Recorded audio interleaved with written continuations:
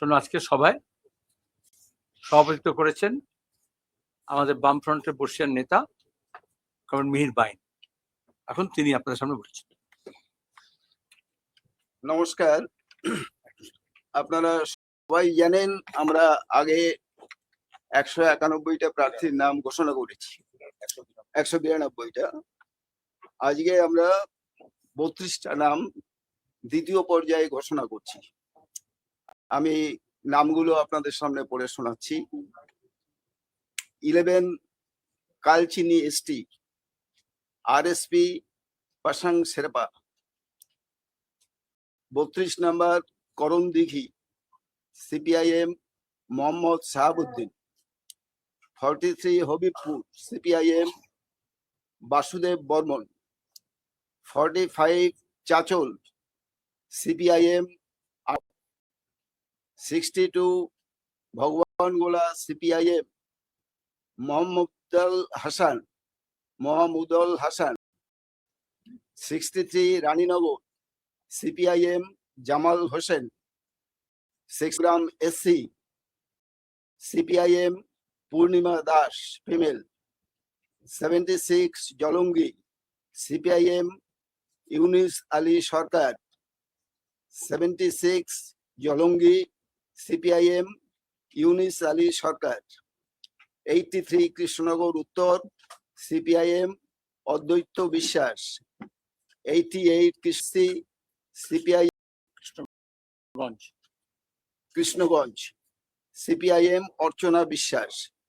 92 Kalyani SC CPIM সবুজ Das. 124 Basirhat Dakshin Ainul Afrin. 129 Kultali SC Ramshankar Haldar CPIM. 136 Joynagar SC CPIM. 142 Baruipur Paschim CPIM Layek Ali. 143 Diamond Harbour CPIM Naiya. 152 Tollygunge CPIM professor Parthapratim Biswas. 157 Metiabruz CPIM advocate Monirul Islam. 159 Bhabanipur CPIM Srijib Biswas. 116 CPIM Afrin Begum female. Afrin Begum Shilpi within bracket Shilpi. 187 Chapdani CPIM advocate Georgie. 195 Jangipara CPIM Sudipta Sarkar. 1 Pursura CPIM Sandip Kumar সামন্ত। 1204 Panskura Purba Ibrahim Ali. 205 Panskura Paschim Niranjan Sihi. 210 Nandigram CP শান্তিগিরি।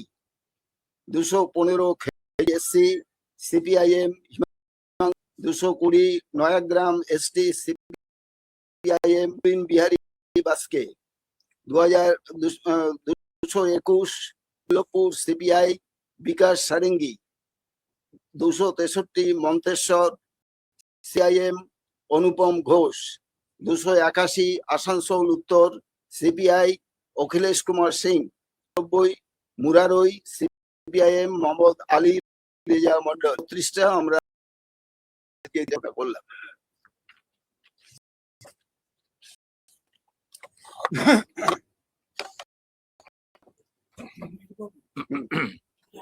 আপনারা জানেন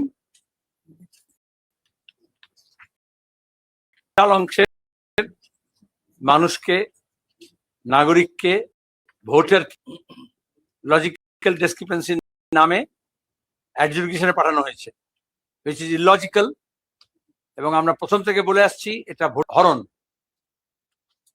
আমরা sure all party বৈঠক ডেকেছিলেন, সেখানেও আমাদের প্রতিনিধিরা বারবার বলেছেন, এবারও বলেছেন যে সম্পূর্ণ ভোটার তালিকা প্রকাশ করতে হবে। অ্যাডজুডিকেশন মানে প্রশাসনের অপদার্থতা।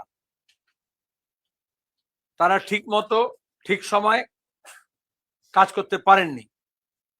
এর মধ্যে অনেক আধিকারিক আছেন, তাদের প্রতি আমাদের সম্পূর্ণ সমবেদনা আছে।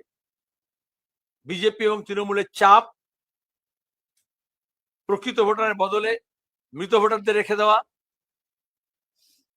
ভুয়ো ভোটারকে না সরিয়ে আসল ভোটারদের বাদ দেওয়া, পরিকল্পিতভাবে ফর্ম 7 এর নামে দুই দল বিশাল অংশের আপত্তি জানিয়েছে।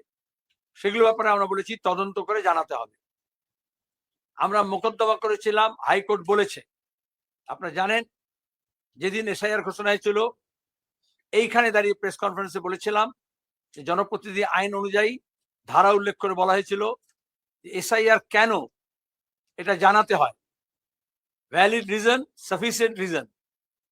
আমরা বলেছিলাম এটা প্রয়োজনীয়, ভয় এবং ভীতি সঞ্চার করা, আরএসএস এর কর্মসূচিকে বাস্তবায়ন করা ইসিআই দ্বারা, আর বিজেপি তৃণমূলের বাইনারি তৈরি করা। যখন ফুল বেঞ্চ আসে তখনও আমি নিজে উপস্থিত ছিলাম সিপিআইএম প্রতিনিধি হিসেবে, এবং বামপন্থীদের কথা হিসেবে বলেছিলাম এই প্রশ্ন। তখন জ্ঞানেশ কুমার বলেছিলেন আমাদের ওয়েবসাইটে সব দেওয়া আছে, কেন করছি, কি রিজন। আমরা মামলা করেছিলাম। গতকাল হাইকোর্ট বলেছে 1 সপ্তাহের মধ্যে ইলেকশন কমিশনকে জানাতে হবে কোন ধারা বলে, কিসের প্রয়োজনে, কেন এসআইআর করা হয়েছে, তার যুক্তি হাজির করতে হবে, তথ্য হাজির করতে হবে। এটা আমাদের একটা প্রাথমিক জয় হলো, কিন্তু সার্বিক জয় তখনই হবে যখন সব ভোটারের ভোটাধিকার ফেরত পাবে তারা। নির্বাচন ভোটারদের বাদ দিয়ে নয়। আমরা প্রার্থী তালিকা ঘোষণা করলাম, কিন্তু প্রার্থীগুলো কোনো মানে রাখে না যে নির্বাচক মণ্ডলীর অধিকার থাকে না।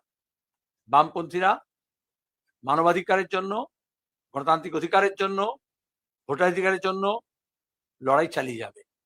বাংলা বাঁচাতে হলে বাংলার মানুষকে বাঁচাতে হবে, তার মর্যাদা, তার সম্মান, তার অধিকার রক্ষা করতে হবে, এবং তার সঙ্গে দাঁড়িয়ে তার শিক্ষা, সাহিত্য, সংস্কৃতি, শিল্প, ইতিহাস, ঐতিহ্য, স্বাস্থ্য, হাসপাতাল, প্রাথমিক স্বাস্থ্য কেন্দ্র, তার চিকিৎসিত হওয়ার সুযোগ, অধিকার, তার বাসস্থান,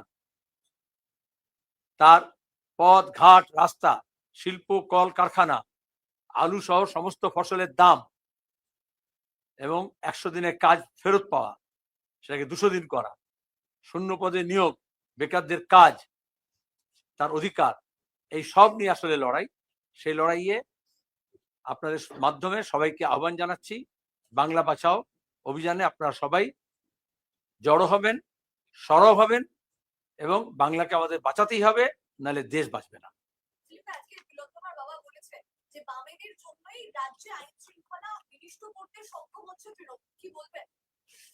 এটা আরএসএস এর শেখানো বুলি।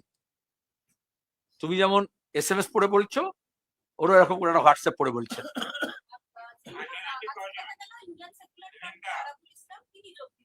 এই আরাবুল ইসলামকে নিয়ে একাধিক ঘটনার আমরা সাক্ষী আমরা দেখেছি। আপনারা সমালোচনা করেছিলেন যে উনি তাজা নেতা, তৃণমূলের তাজা নেতা, সেই তাজা নেতা আইএসএফ এ জয়েন করলেন এবং মনে করা হচ্ছে যে তিনি প্রার্থী হবেন। এই আরাবুল ইসলামকে আপনারা মানতে পারবেন? এটা আইএসএফ কে প্রশ্ন করলে ভালো হবে, তোমার সঙ্গে ভালো যোগাযোগ আছে। বামফ্রন্টের নেতাদের জিজ্ঞেস করে লাভ নেই, উত্তর পাবে না, বলে দিলাম। যখন হবে তখন জানতে পারবে।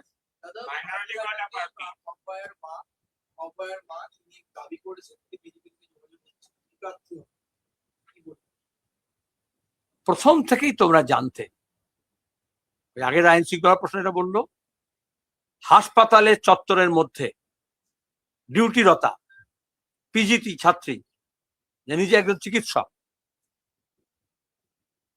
এরকম এর আগে কখনো আমাদের দেশে ঘটেনি, রাজ্যে তো ভাবনাই করা যেত না।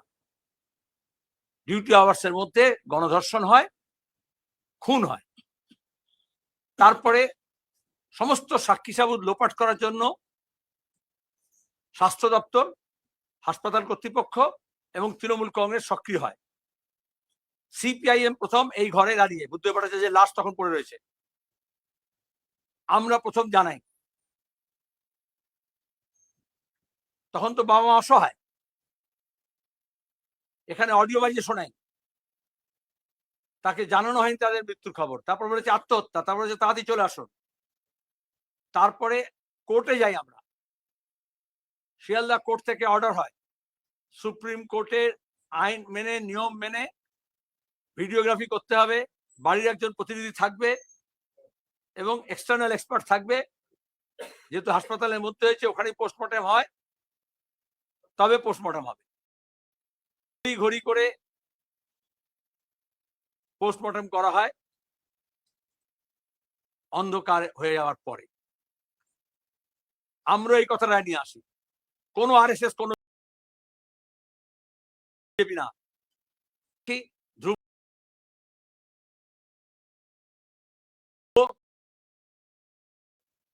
আমাদের ছাত্র যুব গাড়ি আটকায়, তখন ওই মা অসহায়, আজকে মীনাক্ষী বলেছে, তখন তো আমরা দেখি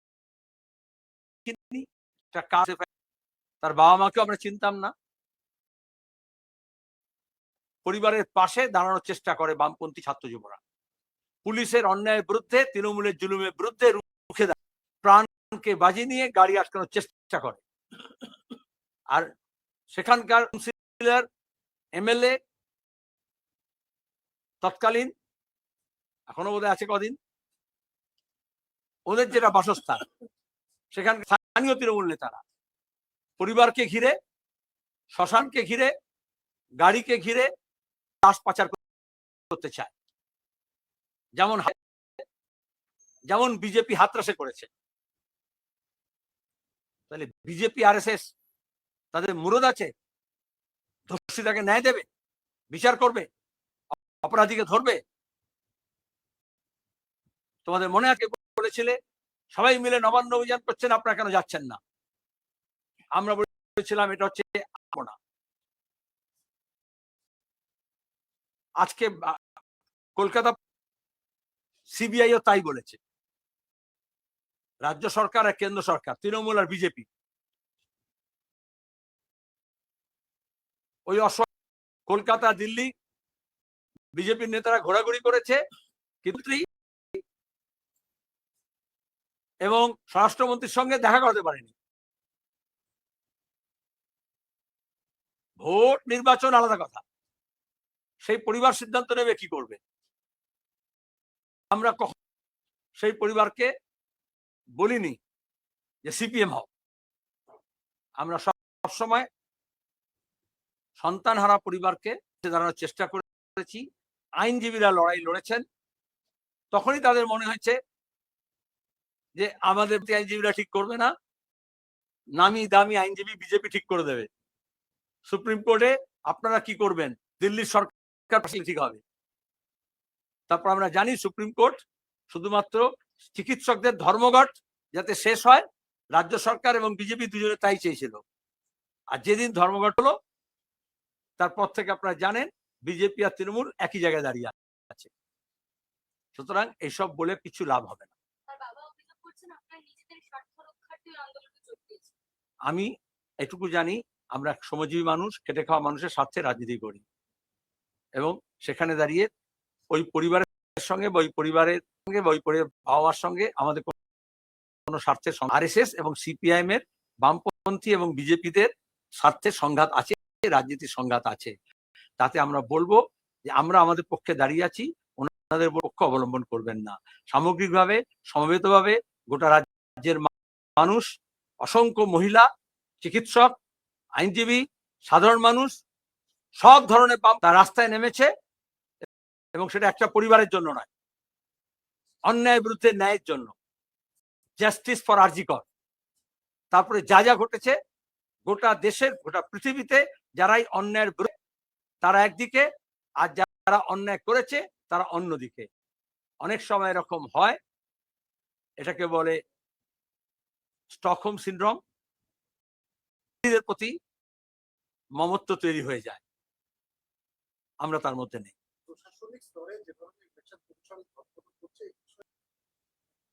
কে করছে রদবদল? তার আগে কে করেছে রদবদল? কি এখন হলো না? এক সপ্তাহ আগে, 10 দিন আগে লার্জ স্কেল রদবদল হচ্ছিল। আমি জিজ্ঞেস করছি আপনাদের কাছে, প্রশ্ন যখন করছেন জিজ্ঞেস করি, এর আগে এই প্রশ্ন আসেনি ভোটে। তাহলে ফের যখন আমরা চেয়েছি সরকার বদল, তখন তৃণমূল কংগ্রেসও চেয়েছে, প্রশাসন যেতে যেতে চেয়েছে ডিএম বদল। আর আমরা যখন বলছি সুষ্ঠু অবাধ নিরপেক্ষ নির্বাচন করতে, তখন নির্বাচন কমিশন অফিসার বদল করছে। আর আমরা চাইছি মন্ত্রিসভার বদল হোক, সরকার বদল হোক, মানুষের কৃষক, ক্ষেতমজুর, ছাত্র, যুবক, তাদের অবস্থার বদল হোক। এখানে বামপন্থী এবং দক্ষিণপন্থীর মধ্যে তফাৎ। আমরা চাই মানুষের অবস্থার বদল হোক, সেই অবস্থা বদলের জন্য, মানুষের অবস্থান বদলের জন্য এই বাংলাকে বাঁচাতে বিকল্প হিসেবে বামপন্থীরা যে বিকল্প উত্থাপন করেছে, সেখানে মানুষকে আহ্বান জানাচ্ছি। আর ওরা মনে করছে আইএস আইপিএস দিয়ে, কেন্দ্র আর রাজ্য বাহিনী দিয়ে হবে, সেটা দিয়ে হয় না। পৃথিবীর কোথাও গণতন্ত্র প্রতিষ্ঠিত বাহিনী দিয়ে হয়নি। সব জায়গায় মানুষ সচেতন হয়েছে, সক্রিয় হয়েছে, ঐক্যবদ্ধ হয়েছে, তার অধিকার প্রতিষ্ঠিত। অবস্থার পরেও আমরা লড়েছিলাম, এই অবস্থার মধ্যে লড়েছিলাম, এবং তারপরে গণতন্ত্রের সম্প্রসারিত হয়েছিল বামফ্রন্টের সময়।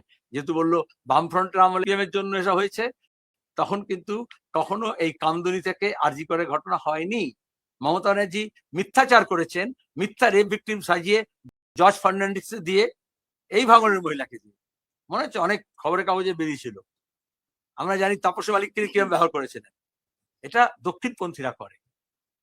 আমরা এই যে আইন শৃঙ্খলার অবস্থা খারাপ হলো, কারণ আমাদের রাজ্য প্রশাসনে পচন ধরেছে, এবং সেটা আরএসএস এর দুর্গা।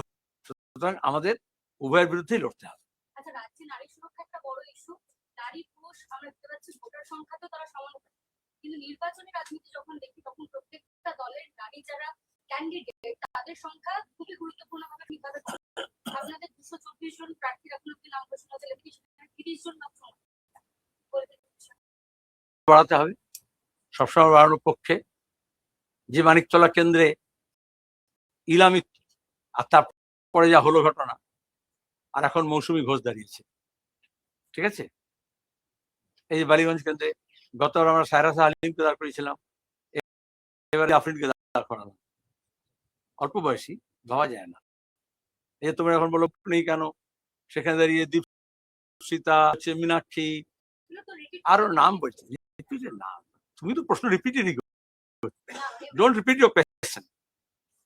রিপিট তো বারবার করতে হয়, নাহলে তো মনের মধ্যে ধরে না।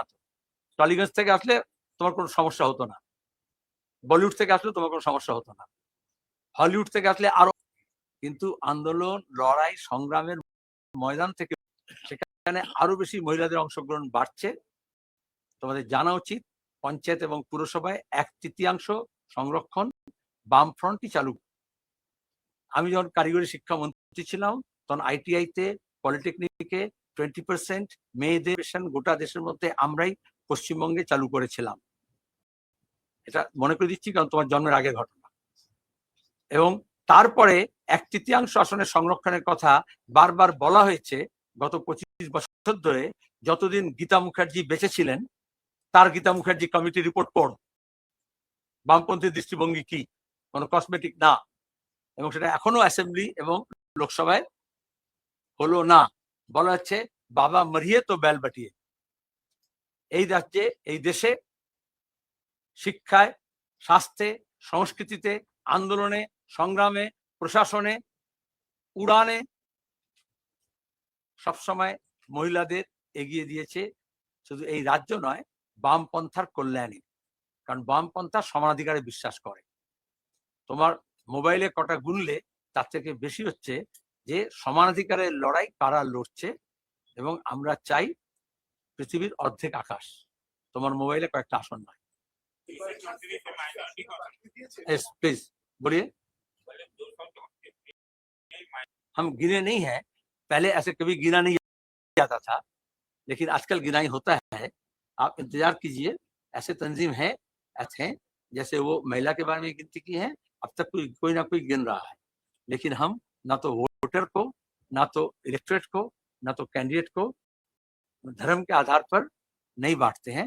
लेकिन हम ये कोशिश, आपको ये मालूम होना चाहिए, इस देश में जब से बीजेपी और बंगाल में जब से तृणमूल आई है, असेंबली में, पार्लियामेंट में, म्यूनिसिपैलिटी में, पॉलिटिकल पार्टीज में, माइनॉरिटीज और मुसलमान का तादाद घट गया है।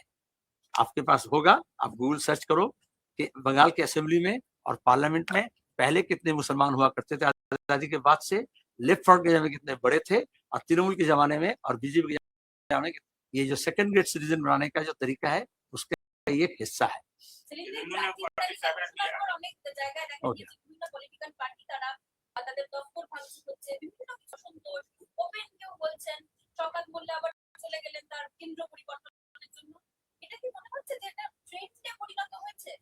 রাজনীতিতে যদি দুর্বৃত্তায়ন হয় আর দুর্বৃত্তরা যদি এগিয়ে আসে রাজনীতি করতে, আর তাদের সোনার চেনের ওজন দেখে যদি খবরের কাগজ মাপে কে কত বড় দরের নেতা, তাহলে এই দুর্বৃত্তায়ন বাড়ে। বামপন্থীদের মধ্যে একটা ফিল্টার আছে, তারা এই ঢুকেও পড়ে এদিক ওদিক থেকে, তাদেরকে আমাদের বার করতে কয়েক মুহূর্ত লাগে। বিজেপি তৃণমূল তাদেরকে সাদরে গ্রহণ করে। বলবো দুর্বৃত্তায়নকে প্রশ্রয় দেবে, গ্রহণ করবেন না। আর এতগুলো কথা এই জন্যই বললাম, নির্বাচক মন্ডলীর কাছে আবেদন যে আপনারা কোন ধরনের প্রশাসক, কোন ধরনের প্রতিনিধি যাদেরকে চান, মানুষ হচ্ছে সবচেয়ে বড় বিচারক, তারাই বিচার করবেন। মানি, মাসল পাওয়ার, মিডিয়া এবং এই মেশিনেশন গোটা নির্বাচনকে কলুষিত করেছে প্রক্রিয়াকে। সেখানে দাঁড়িয়ে একসঙ্গে মানি পাওয়ার, মিডিয়া পাওয়ার, আমি এক করে তুললাম, মাসল পাওয়ার এবং এই যে মেশিনেশন, এই যে ইসিআই থেকে আরম্ভ করে একদম ভোট গণনা, আর এই যে আইপ্যাকের মতো সব মাফিয়া গ্যাং যারা এই গণতন্ত্রের প্রক্রিয়াকে শেষ করছে, তাদের সম্পর্কে আমাদের সাবধান হতে হবে এবং লড়াই চালাতে হবে। সেটা বামপন্থাই পারে সেই লড়াইটা চালাতে।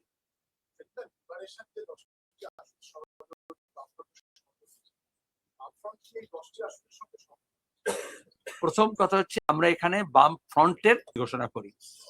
বাম ফ্রন্টের বাইরে সিপিআইএম এর লিবারেশন এবং আইএসএফ এর সঙ্গে আমাদের কথাবার্তা চলছে।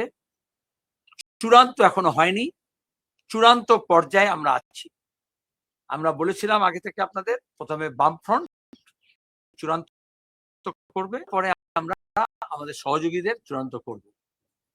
দাঁড়িয়ে 8টি 10টি প্রশ্ন নয়, রাজনীতিতে এটা ঠিক বাম শক্তি একত্রিত হবে এই দক্ষিণপন্থার, চরম দক্ষিণপন্থা উত্থানের বিরুদ্ধে।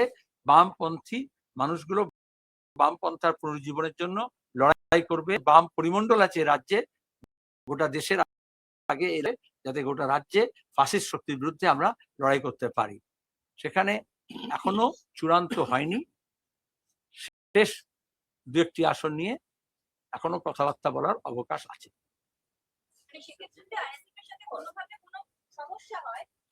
আপনাকে ডাকবো বন্ধু হিসেবে, বন্ধুত্ব লড়াই হয় না, যাতে কোনো সমস্যা নয় সেটা দেখার জন্য। ধন্যবাদ।